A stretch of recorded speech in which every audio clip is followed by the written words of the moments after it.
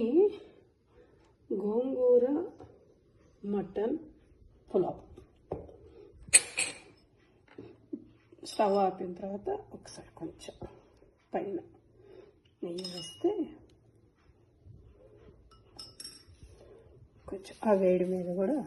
Hi, ఇవాళ special evening డిన్నర్కి mutton గోంగూర పులావ్. ఎప్పుడు కర్రీ వండటం ఎందుకని ఈసారి ఇది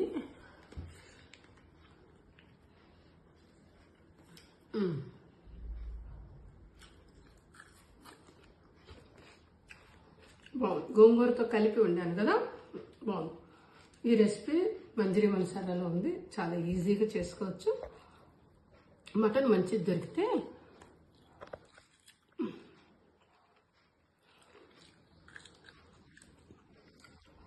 చాలా అంటే చాలా బాగుంది. గోంగూరని ఇష్టపడే వాళ్ళకి ఇది ఒక మంచి ఐటెం.